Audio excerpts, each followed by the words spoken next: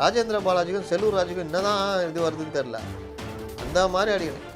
திண்டுக்கல் சீனிவாசனே அடிக்கிறார். அவர் திடீர்னு மறந்துடுவார். அவர் இந்த அஜித் மோசமானவன் அப்படின்னாரு. சார் அஜித்தில் சார் அப்படியா தம்பி சொல்லிட்டேன், அஜித் நான் சொன்னேன் அப்படி அந்த மாதிரி டைப் அவர்.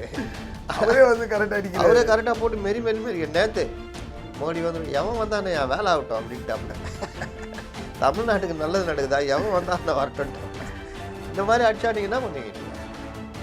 அவரை கேட்டுக்க வச்சுக்க, என்னங்க நீங்கள் போகிற போகல அவர் எடப்பாடி வருவார்னா நீங்கள் மோடி வந்தாலும் பரவாயில்ல அப்படியா திரும்பி சொல்லிட்டேன். இது நல்லது நடக்குன்னு தான் நான் சொன்னேன். இல்லைண்ணே நீங்கள் இப்படி சொல்லிட்டீங்கண்ணே. எடப்பாடி அவர்களும் பேசியிருக்காரு என்னென்னா அவுட் ஆஃப் கண்ட்ரோல் அப்படின்னு சொல்லிட்டு முதல்ல நாங்கள் தான் அது வந்து பேசினது போல் இவர் பேசுகிறாரு. திமுக வந்து ஒவ்வொரு இதுவும் சட்ட ஒழுங்கு பிரச்சனையில் அவுட் ஆஃப் கண்ட்ரோல், பெண்களுக்கு பாதுகாப்பில் அவுட் ஆஃப் கண்ட்ரோல், இளைஞர்களுக்கு வந்து வேலை வாய்ப்பில் அவுட் ஆஃப் கண்ட்ரோல் அப்படின்னு சொல்லிட்டு ஃபுல்லாகவே வந்து திமுக வந்து பயங்கரமாக இவரும் அவுட் ஆஃப் கண்ட்ரோல் ஆகிட்டார். பேசிகிட்டு இருக்கும்போது இவர் அவுட் ஆஃப் கண்ட்ரோல் ஆகிட்டார். எல்லாம் நான் தான் சொல்கிறேன்ல, மக்களை பாதிக்கிற விஷயம் பேசுங்க அப்படின்னு சொன்னேன். நேராக வந்து நிற்கிறது. மக்களுக்காக சாடுது. திமுக எங்கே சாடுறது? சும்மா இதெல்லாம் சாடுறதா? திமுக சாடுறதுன்னா ஆதி திராவிடர் மக்களுடைய அதுக்கான வழங்கப்பட்ட நிதியை வந்து இந்த இதுக்கு திருப்பி விட்டாங்க, நம்ம உரிமை தொகை திருப்பி விட்டாங்கன்னு ஒரு ஆர்டிஐயில் போட்டு ஒருத்தர் எடுத்துருக்காரு. அந்த மாதிரி விஷயங்கள்லாம் நீங்கள் எடுத்து பேசிட்டு திருமாவளவன் கேள்வி கேட்டீங்க. நீங்கள் சொல்கிறது கரெக்ட் இல்லை. உங்களுக்கு இப்போ அன்புமணி ராமதாஸ் காலையிலே உடனே அவர் தான் முதல்ல அடித்தார். 6500 கோடி ரூபா இருக்கிற கடனில் எங்ககிட்டயே கடன் வாங்கி எங்களையே கடனில் வைக்கிறீங்களா அப்படின்னு போட்டு அடித்தார். அந்த மாதிரிலாம் நீங்கள் டெய்லி அன்புமணி ராமதாஸ் அறிக்கை படித்தால உங்களுக்கு பல காமெடிகளை பார்க்கலாம். இந்த நீதிமன்றம் பல விசித்திரமான வழக்குகளை சந்தித்திருக்கிறது அப்படின்னு பராசக்தியில் வசனம். அந்த மாதிரி இந்த தேர்தல் பல விசித்திரமான கேஸுகளை பார்க்க போகிறது.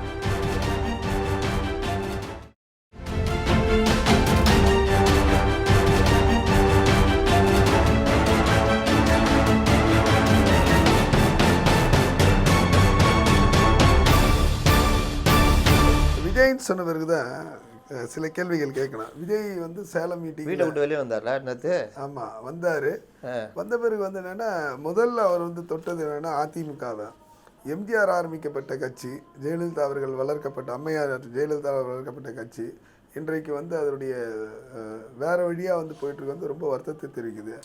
வேற ஒரு அட்ரஸ் வச்சுட்டு இவங்க வந்து அட்ராசிட் பண்ணுறாங்க அப்படின்னு சொல்லிட்டு பேசியிருக்காரு.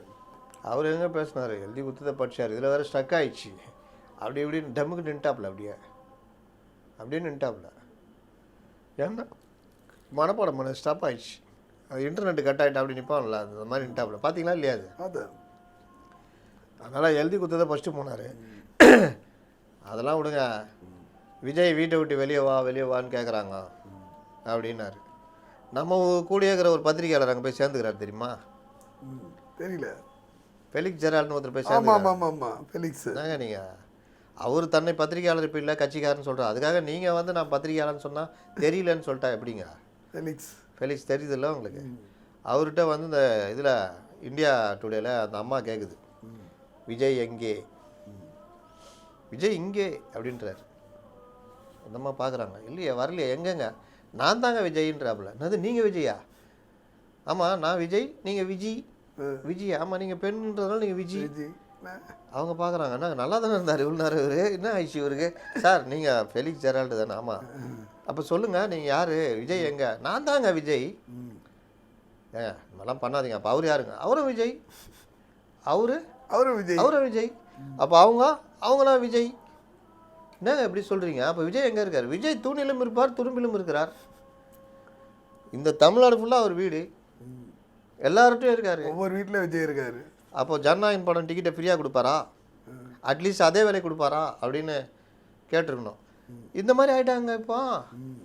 சரி இவர் தான் இப்படி ஆகிட்டான்னு பார்த்தா விஜய் நேத்தன் சொல்கிறாரு, என்ன இப்படிலாம் கேட்குறாங்க, என் வீடு எனக்கு எத்தனை வீடுக்கு தெரியுமா அப்படின்னு. நான் உடனே பனையூரில் ஒன்றுக்குது, அதே பனையூரில் ஒன்று இருக்குதுன்னாங்க. அப்புறம் உத்தண்டியில் ஒன்றுக்குது, இங்கே இந்த பட்டினப்பாக்கத்தில் ஒரு பிளாட் இருக்குது, விருகம்பாக்கத்தில் ஒன்று, 5 வீடு. ஒரே ஒரு வீடு தாங்க. ஐயோ அந்த மாதிரிலாம் விஜய் பொய் சொல்ல ஆரம்பிச்சிட்டா. 5 வீடு ஒரே வீடுன்னு பார்த்தா தமிழ்நாடு தான் என் வீடு அப்படின்ட்டாப்புல. எங்கள் வீட்டில் எத்தனை பேர் இருக்கிறாங்க தெரியுமா? நான் யோசிக்கிறேன், இவர் பொண்ணு பையன் பொண்ணு கூட அமெரிக்காவில் இருக்குது, இவருக்கு ஒரு பையன், அவங்க கூட இருக்கிறான்னு தெரில, ஒய்ஃபு, ஒரு 10 வேலைக்காரங்க, 14 பேர் இருக்கிறாங்க, 8 கோடி பேர் இருக்கிறாங்க அப்படின்ட்டாப்புல.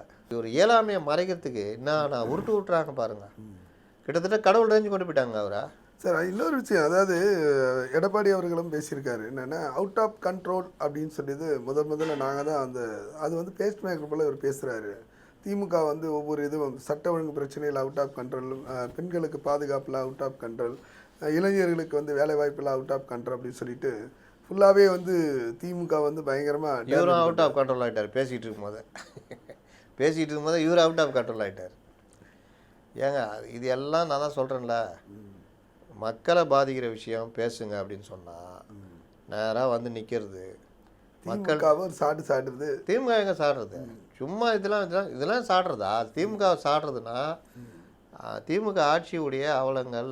நீங்கள் வந்து தலைவர், உங்களுக்கு பெரிய ரிசர்ச் டீம் ஒர்க் ஆகணும். நீங்கள் வந்து இன்றைக்கி பாருங்கள், இந்த இவர் திருமாவளவன் வந்து இந்த ஆதி திராவிடர் மக்களுடைய அதுக்கான வழங்கப்பட்ட நிதியை வந்து இந்த இதுக்கு திருப்பி விட்டாங்க, நம்ம உரிமை தொகைக்கு திருப்பி விட்டாங்கன்னு ஒரு ஆர்டிஐயில் போட்டு ஒருத்தர் எடுத்திருக்காரு. அந்த மாதிரி விஷயங்கள்லாம் நீங்கள் எடுத்து பேசிட்டு திருமாவளவன்லாம் கேள்வி கேட்டிங்கன்னா நீங்கள் சொல்கிறது கரெக்டு இல்லை. உங்களுக்கு இப்போ அன்புமணி ராமதாஸ் நேற்று காலையிலே உடனே அவர் தான் முதல்ல அடிச்சார். 6500 கோடி ரூபா இருக்கிற கடனில் எங்ககிட்டயே கடன் வாங்கி எங்களையே கடனில் வைக்கிறீங்களா அப்படின்னு போட்டு அடித்தார். அந்த மாதிரிலாம் நீங்கள் டெய்லி அன்புமணி ராமதாஸ் அறிக்கை படித்தாலே உங்களுக்கு அரை மணி நேரம் சாதாரணமாக பேசலாம், அவ்வளோ சப்ஜெக்ட் இருக்குது. இல்லை எடப்பாடி பேட்டி கொடுக்குறத கேட்டாலே போதும். இல்லை அறப்போர் ஜெயராமா இருக்கார்லாங்க, அவர் இதை எடுத்தாலே போதும். அப்போ இவரை சுற்றி இருக்கிற கூட்டம் இருக்குதுல்ல, எல்லாமே தண்டகர் மாத்திரம் தெரியுதா? இந்த ஆதவ அர்ஜுனா அவர் பயங்கரமான இதுன்னு. ஆனால் விஜய்க்கு பேசுறதுக்கு என்ன விஷயம் ரொம்ப உள்ளே போய் கேட்டோன்னா, ஏங்க நாங்கள் கொடுத்தா அவர் எங்கெங்க பேச போகிறாரு? ஜான் வந்து எழுதி வாங்கிட்டு வந்து கொடுப்பாரு மண்டபத்தில், அதை வச்சு பேசுவாருன்னு. பாவம் அந்த கூபா கிருஷ்ணன் அந்த பஸ்ஸுக்குள்ளே அவரை இடம் விடல, எல்லாரையும் அவ்வளோதான் மரியாதை. செங்கோட்டையனா டெய்லி பார்க்கறதுனால நான் விஜய் கூட நிற்பேன், நான் பார்த்தது இல்லையா நீ அப்படின்னு போங்க. அப்புறம் கை வச்சிட்டான் டபுக்குன்னு. இவர் யார்? நம்மளால எத்தனை கூட்டத்தில் பூந்துருப்பார் இந்த ஜேசிடி பிரபாகரன். டபுக்குன்னு தமிழ் யாருக்கிட்ட அப்படின்னு உள்ளே போயிட்டார் அவரும். அப்புறம் மற்றவங்க இவர் ஓவினாரா ஜாவ் அவன்கிட்ட என்ன பேசுது? விஜயா தேகா நீ ஜாவ் அப்படின்னு போட்டான். அப்படியே நிற்கிறாப்புல, என்னடா இது பஸ்லேயும் ஏற்ற விடல எதுலேயும் ஏற்ற விடல, சேர்ந்ததே தப்போ அப்படின்னு யோசிக்கிறாரு. இதுதான் அவங்களுடைய நிலைமை. அதனால் நீங்கள் மக்களை விஷயம் பேசுறது இதெல்லாம் ரெண்டு நிலைப்பாடு. ஒன்று நீங்கள் நல்லா பார்க்கலாம். ஒரு சைடில் என்ன பண்ணுறாருன்னா பணம் வாங்குங்கன்னு சொல்கிறாரு, வாங்குறது தப்பு இல்லைன்னு. இன்னொரு சைடு வந்து சரின்னா யாருமே வந்து வாக்கு விற்காதீங்க, சத்திய பிரமாணம் வாங்குறாரு. இந்த வாக்கு விற்காது, பணத்தை வாங்குங்க ஆனால் வாக்கு விற்காதுல அது எப்படி வந்து? அதான் முரண். வீட்டை விட்டு வெளியே வர மாட்டோம், ஆனால் ஒவ்வொரு வீட்லேயும் நான் இருப்பேன் சொல்கிறாருல்ல. நான் பேச எவ்வளோ கொடுத்தாலும் வாங்கிங்க, 1000 கொடுத்தாலும் சரி, 2000. விஜயகாந்த் கிளீனாக சொன்னாருங்க, பணம் கொடுத்தா வாங்கிங்க, ஓட்டு யாருக்கு போடணுமோ அதை முடிவு பண்ணிக்கங்க. இவர் அப்படி இல்லை, ஓட்டு வந்து நீங்கள் வேலைக்கு போகாதீங்க, ஆமாம் விலை போகாதீங்க, நீங்கள் வந்து மாற்றி போடாதீங்க. ஆனால் நாங்கள் மட்டும் ஃபார்மை 100 ரூபான்னு சுண்டல் மாதிரி விற்போம். அதிலே பெரிய தொகை வந்துச்சு. பின்னா ஒரு 10,000 15,000 பேர் வந்து வாங்கி போயிட்டான். ஆன்லைனில் வேறு டவுன்லோட் பண்ணியிருப்பான். அதெல்லாம் என்ன கணக்கு? அப்புறம் இதெல்லாம் பண்ணிவிட்டு 10,000 ரூபா படிவத்துக்குன்னு பார்த்தா அதில் ஃபில்டர் பண்ணுவாங்க. ஆமாம், இது எப்படி இதுனா அந்த ப்ரிலிம்ஸு மெயின்ஸு இன்டர்வியூன்னு இது ஐஏஎஸ் ஐபிஎஸ் இருக்கும், 10 லட்சம் பேர் எழுதுவான். அதில் இது பண்ணி 100 பேர் 1 லட்சம் பேர் இல்லை 10,000 பேருக்குள்ள தான் மெயின்ஸ் எழுதுவான். அதுலேயும் இது பண்ணி ஒரு 1000 பேர் 2000 பேர் தான் இன்டர்வியூக்கு போவான். அந்த மாதிரி ப்ரிலிம்ஸ் மெயின்ஸ் மாதிரி 100 ரூபாய்க்கு சுண்டல் விற்கிற மாதிரி விற்றுட்டு அதில் ஒரு அமௌண்ட்டு. அப்புறம் எவன் அப்ளை பண்ணுறானோ அப்புறம் ஆசைப்படுறவன் எல்லாம் சேர்த்து. அதோட காமெடி பனையூரில் நிற்கணும்னு சொல்லிட்டு மனு தாக்கல் பண்ணாங்களே. ஆமாம், பனையூர் தொகுதி நினச்சிட்டு இருக்கிறான் அவன். நீ புஷியை கேட்டாலும் சொல்லுவார் பனையூர் தொகுதி தான்வார். யாருக்கு என்ன அந்த ஜென்ரல் நாலேஜ்னா? நீங்கள் பத்திரிகையாளருங்க மைக் அடிக்க வச்சுட்டு கூப்பிட்றாங்க, உஷாராயிட்டார் இவர். என்ன பண்ணுறாரு? ஏங்க நீங்கள் உட்காருங்க, உடனே அவர் நீங்கள் உட்காருங்க, இல்லைங்க நீங்கள் உட்காருங்க. அந்த கல்லூரி படத்தில் 2 பேர் பேசுவாங்க அந்த பசங்க, அதுபோல் நீங்கள் சொல்கிறது நீங்கள் சொல்கிறது உங்களை தானே கேட்டாங்க, ஏன் உங்களை கேட்கலையா நீங்கள் சொல்கிறது? இப்படி என்னடான்னு பார்த்தா அவர் கீழே உட்காந்துட்டார். ஒன்று எனக்கு ஒருத்தர் போடுறாரு, அவ்வளோ மரியாதைங்க. மரியாதைலாம் கிடையாது, 2 பேரும் 15-20 வருஷமாக ஒன்றா சுற்றி நிற்கிற பார்ட்டிங்க, நடிக்கிறாங்க. மேட்ரு அது இல்லை. அங்கே உட்கார வந்தால் பேட்டி கொடுக்கணும், அதுக்கு இவர் உட்கார சொல்ல நான் இது லாஸ்ட்டில் நினச்ச சாதிச்சார்லாம் இல்லையா இவர் புஷி ஆனந்த். அப்படியே அவனுங்க பாட்டானுங்க காங்கிரஸ் இதுன்னு ஒன்று அப்படி இப்படி என்னமா ஒரு சம்மந்தமாக இந்த மல்லி அப்படின்ற மாதிரி இழுத்து அந்த மாதிரி இழுத்து நேற்று அவர் உட்காந்துலாம் பாருங்கள். இப்படி இருக்கிறவங்களாம் பொதுச் செயலாளர் இவங்கெல்லாம் போட்டு வச்சுக்கிட்டு இவங்களுக்கு நீங்கள் எதில் கொண்டு போய் சேர்ப்பீங்க? நீங்கள் விஜய் வந்து என்ன சொல்கிறாருன்னா 30% மக்கள் வந்து இங்கே ஆதரவாக இருக்கான்னு சொல்கிறாங்க. ஆதரவாக இருக்குன்னு என்ன சொல்கிறாருன்னா 25%ன்றாரு. 2 பேருக்கு நான் 5% எப்படி? 40% நாங்கள் அன்னைக்கு இப்போ ஒரு 5 நாள் மேலே ஏதோ கூட 30% அவர் சொன்னா போல இருந்தால் கூட எப்படி ஆட்சி அமைக்க முடியாது. ஆனால் ஆட்சி அமைப்போம் பெருவாரியான வாக்கு வித்தியாசத்தில் பெருவாரியான இடங்களை கைப்பற்றி போகணும். 30% 60,000 ஓட்டு. ஆமாம், 2 லட்சம் ஓட்டு பதிவாகுதுன்னா 60,000 ஓட்டு. ஒருத்தர் 32% வாங்க ஜெயிச்சுட்டு போயிடுவான், ஈஸியாக போயிடுவான். சார் நாங்கள் வந்து இதோட நம்ம கோட்டையில் பார்க்கலாம் அப்படின்னு சொல்லிட்டு கான்ஃபிடென்ட்டாக இருக்குன்னு சொல்லிட்டு அழுத்தி சொல்கிறாரு. உண்மையில் கான்ஃபிடென்ட்டாக இருக்கலாமா? ஜனங்க கான்ஃபிடென்ட் தான் இருக்கிறாங்க, இவருக்கு தான் கான்ஃபிடென்ட் இல்லை. எங்கேயாவது பிஜேபி எடுத்து பேசினாரா? பேச மாட்டேன். ஜனநாயகன் படம் பற்றி பேசினாரா? சிபிஐ விசாரணை பற்றி பேசினாரா? அவர் அதான் கேட்குறாரு, எனக்கு ஒரே எதிரி வந்து நான் எதிரியை ஏற்கனவே நான் தீர்மானிச்சிட்டேன், அப்புறம் எதிரி வந்து திமுக தான். அன்றைக்கே அப்போ சொன்னீங்க அடிமை கட்சி பாஜக எதிரி அதெல்லாம் சொன்னீங்கல்ல. ஒரு வாரத்தில் எதிரியே கிடையாது போயிட்டார். அது எப்படி கான்ஃபிடென்ட் எங்கே போச்சு? அதிமுக பேரை கூட ஒரு மென்ஷன் பண்ணல பார்த்தீங்களா? ஆமாம், அடி செம்மடி விழுந்துச்சுல்ல. நீ என்ன நான் வந்து எங்கள்கிட்ட வந்து உதவி வாங்கணும்னு போட்டு அடிச்சே ஆரம்பிச்சிட்டாங்களா? அதுவும் விஜய்னா இந்த ராஜேந்திர பாலாஜிக்கும் செல்லூர் ராஜுக்கும் என்னதான் இது வருதுன்னு தெரில, அந்த மாதிரி அடிக்கிறாங்க. திண்டுக்கல் சீனிவாசனே அடிக்கிறார். அவர் திடீர்னு மறந்துடுவார். அவர் இந்த அஜித் மோசமானவன் அப்படின்னாரு. சார் அஜித் இல்லை சார், அப்படியா தம்பி சொல்லிட்டேன், அஜித் நான் சொன்னேன் அப்படி அந்த மாதிரி டைப். அவரே வந்து கரெக்டாக அடிக்கிறார். அவரே கரெக்டாக போட்டு மெரி நேற்று மோடி வந்து எவன் வந்தானே வேலை ஆகட்டும் அப்படின்ட்டாப்புல. தமிழ்நாட்டுக்கு நல்லது நடக்குதா, எவன் வந்தானே வரட்டும்ட்டாப்புல. இந்த மாதிரி அடிச்சா நீங்கள் என்ன பண்ணுவீங்க? நீங்கள் அவரை கேட்டுக்க வச்சுக்க, என்னங்க நீங்கள் போகிற போகல எடப்பாடி வருவார்னா நீங்கள் மோடி வந்தாலும் பரவாயில்ல, அப்படியா தம்பி சொல்லிட்டேன், இது நல்லது நடக்குன்னு தான் நான் சொன்னேன். இல்லைண்ணே நீங்கள் இப்படி சொல்லிட்டீங்கண்ணே, இருக்கட்டும் தம்பி, நான் வந்தால் நல்லது தானே, நம்ம டபுள் இன்ஜின் சர்க்கார்னா நல்லது தானே ஆடணும். நீங்கள் அவங்களெல்லாம் ஒன்றுமே பண்ண முடியாது. அடினா அடி வெள்ளந்தையாக பேசிட்டு போயினே இருப்பாங்க. நேற்றைய கூட்டத்தில் கூட ஒருவர் மரணம் என்பது வந்து வேதனைக்குரிய விஷயம் தானே. இவங்களுடைய அதோடைய ரியாக்ஷன் இருக்குல்ல, அதுதான் அதை விட வேதனைக்குரிய விஷயம். ஒருத்தர் இறந்த போயிருக்காரும் கூட்டத்துக்கு வந்து குறைந்தபட்சம் ஒரு இரங்கல் தெரிவிக்கிறது. அவருக்கு வந்து ஏற்கனவே நெஞ்சு இவர் என்னமோ சிடி நிமிடமாக கூடிய பழகி ஸ்கூல் மேட்டு மாதிரி காலேஜ் வரைக்கும் ஒன்றா படித்த மாதிரி அவருக்கு வந்து நெஞ்சில் வந்து இது அதுதான். ஏதோ உன் கூட்டத்துக்கு வந்து செத்தா இல்லை. நாங்கள் திரும்ப சொல்கிறோம், அந்த உச்சி வெயிலில் கூட்டத்தை போடாதீங்க. அப்படி போட்டோன்னா ஒரு மேற்கூரை போடுங்க. அந்த கூரையில் தண்ணி கிணி அடிச்சிங்கன்னா கொஞ்சம் கூலிங்காக இருக்கும். அது ஆனால் இந்த முறை பார்த்தீங்கன்னு வச்சுங்களேன், அவங்களுக்கு மிக்சர் கொடுத்துருக்காங்க, வாட்டர் கேன் கொடுத்துருக்காங்க. மிக்சர் சாப்பிட்டா விக்கி சேர்த்துருப்பாங்க. ஏங்க உச்சி வெயிலில் போய் மிக்சர் கொடுத்துருக்காங்க, எல்லாமே பண்ணி இதை பண்ணுறதுக்கு நீ ஒரு கூரை போட்டிருக்கலாமே. கூரை போட்டு தண்ணி அடிச்சு விட்டோன்னா குழுன்னு இருக்க போகுது. எவ்வளோ நேரம் வேணால் நிற்பான். இவங்களுக்கு என்னென்னா அது மேலே ஏட்டான்னா அப்படியே ஓட்டை போட்டு தலைகீழே திரும்பி பார்ப்போம். தலைவா மேலே பாருன்னுவான். என்னடா தலை மட்டும் தெரியுதுன்னு. கீழே இறங்கடா, கீழே அம்மா கொடுக்குறியா இறங்குறேன் அப்படின்வான். அதனாலேயே இவங்க அந்த கூரை போடுறதில்லன்னு நினைக்கிறேன். சார் இன்னொரு டவுட்டும் இருக்குது முத்தலிப்பு. அதாவது அவர் என்ன சொல்கிறேன்னா, ஒவ்வொரு கூட்டத்தில் நீ நல்லா கவனிச்சிங்கன்னா திமுக தாவைக்காக தான் போட்டின்றார், தாவைக்காக திமுக தான் போட்டின்றார். மற்ற கட்சியெல்லாம் வந்து நான் அதை கட்சியாகவே நினைக்கல அப்படின்றாரு. இவர் கட்சியாகவே நினைக்கலன்றது 2026 அப்புறம் தெரியும்.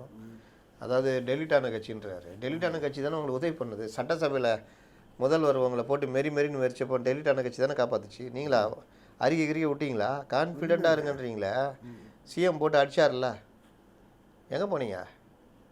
டெலிட்டான ஆண்டிங்கன்னா நான் பேசுறதுக்கு தயாரில்லை. நீங்கள் பேச தயாரில்ல. நீங்கள் போய் உதவி கேட்டிங்கல்ல, வீட்டில் உட்காந்து உதவி கேட்டிங்கல்ல. அன்றைக்கெல்லாம் டெலிட்டான கட்சியெல்லாம் தெரியலையா?